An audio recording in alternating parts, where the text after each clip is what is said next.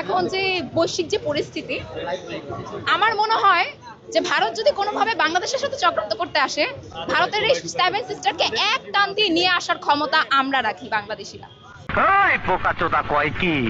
এবং এর বিরুদ্ধে পুরো বিশ্ববাসী কখনোই কথা বলবে না, আমি মনে করি না।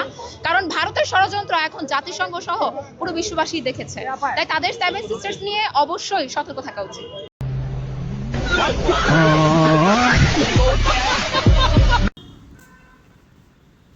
বাংলাদেশের একটা লেংটি ইঁদুরের বাচ্চা বলছে কি সে নাকি তারা নাকি এক টানে ভারতের সেভেন সিস্টার নিয়ে নেবে।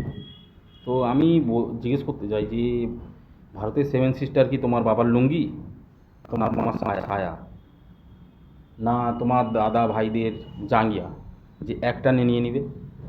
ভারতের সেভেন সিস্টার কোন কোন রাজ্য নিয়ে আমি জানি কি যে তোমার তোমার বাবারা মানে পাকিস্তান চায়না, বাবা তো না, বাবা তো আমরা, কিন্তু ওই যে কাকা জ্যাঠা জেঠু, যে তোমাদের জেঠু মশাই চীন, চায়না, ত্রিপুরা আমার মণিপুর, মিজোরাম, ওই সব স্টেটগুলোর মধ্যে দিয়ে আমার বলে মানে দেখা নিজের ম্যাপের মধ্যে।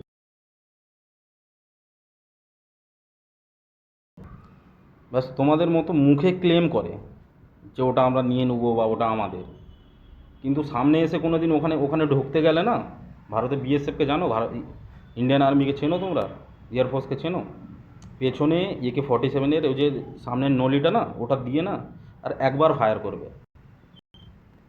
মাথা থেকে চিকেন নেক না, মাথা থেকে না ওই যে যে গরু বাছুর যে শিয়াল কুত্তার বাচ্চাগুলো খাও তোমরা, ওগুলো বেরোবে, আর পাছা থেকে হাঁকতে পারবে না তোমার 14 গোষ্ঠী তোমাদের। ঠিক আছে, সেভেন সিস্টার নেবে। মুখ দেখেছ? মুখতে কি ফারাক্কার ব্রিজের নাম শুনেছিস? শুধু ওটা খুলতে হবে, ডুবে মরে যাবি তোরা, ডুবে। যত সব আলছাল বালগুলো চলে আসে, সেভেন সিস্টার নেবে, চিকেন নেক কেটে দেবে, কেটে দেবে, বাল কেটে দেবে, বতুয়া আমাদের বালগুলো কেটে যা, বুঝেছিস?